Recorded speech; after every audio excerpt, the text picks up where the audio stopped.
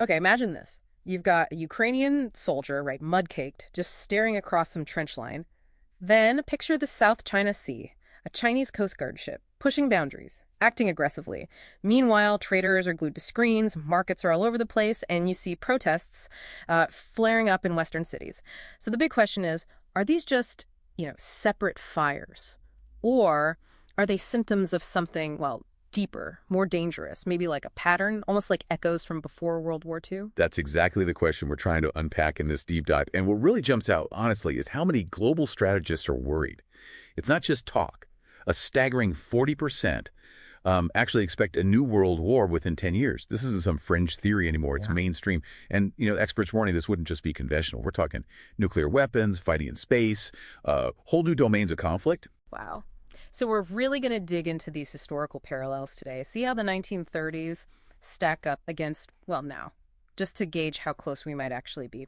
We'll focus on four key things, right? The global economy, the rise of aggressive nationalism, the state of diplomacy, and these sort of hostile power groups forming. Exactly. And starting with the economy, that sort of tinderbox idea. Yeah. Back in the 1930s, you had the Great Depression, which led to this really destructive, bigger-than-neighbor protectionism. Think policies like the Smoot-Hawley Tariff Acts. Yeah. Huge trade barriers went up. It basically just strangled global trade, total collapse. And the parallel today, I mean, it feels pretty clear. This economic strain everywhere, growth is slowing, debt's high, inflation just won't quit. But it seems amplified now by this weaponization of economic policy. You see it with the U.S.-China trade war, tariffs up to, 145%? And the massive sanctions on Russia, unprecedented, really. Plus, this scramble for critical resources, lithium, cobalt, rare earths. And they're even projecting, 40% water scarcity by 2030. Yeah, and that feeds into what you call the interdependence paradox. It's fascinating, isn't it? We built this web of economic ties thinking, okay, this will build peace. But now, those same ties are vulnerabilities, weak spots. Right. Ready to be exploited? Exactly. Exploited as weapons. Think about Europe's reliance on Russian gas, making a huge liability.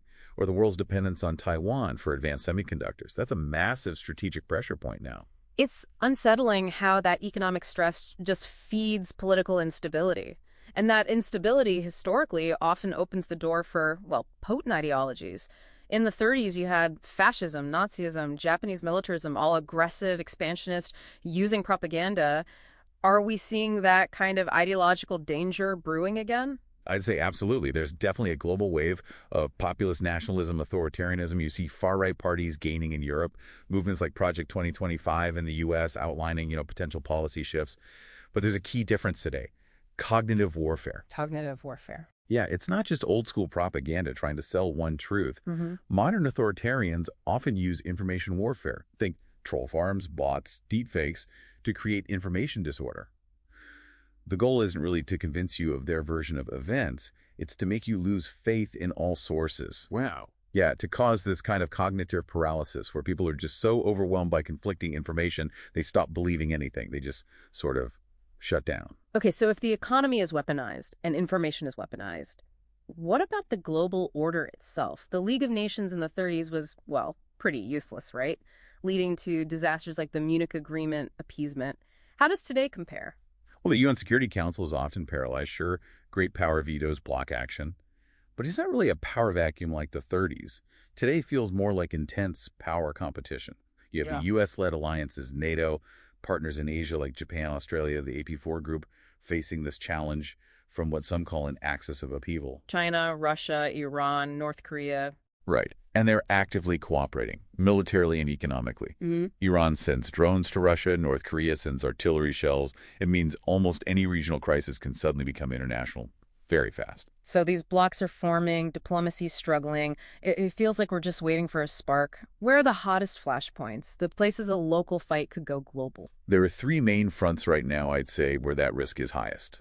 Eastern Europe, Russia versus Ukraine, and potentially NATO. That Article 5 risk an attack on one as an attack on all hangs over everything. Okay. Then the Middle East, Israel versus Iran.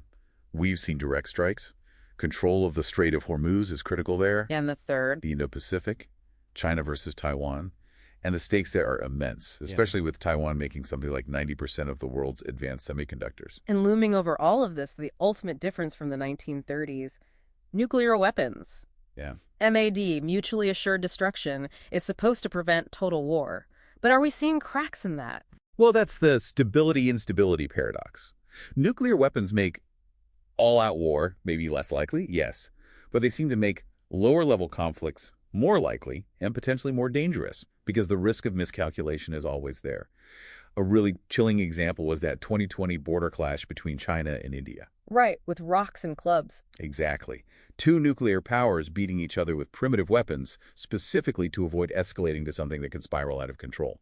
It shows how careful they are, but also how tense things are. So pulling it all together, these systemic pressures from the 1930s, they seem to be back, but amplified, maybe, by these 21st century things like weaponized economics and this cognitive warfare. I think that's a fair assessment. The pressures are familiar, but the tools and the speed are new. It's definitely sobering. So our verdict, I guess, a third world war isn't inevitable, right? But the conditions, they feel dangerously ripe.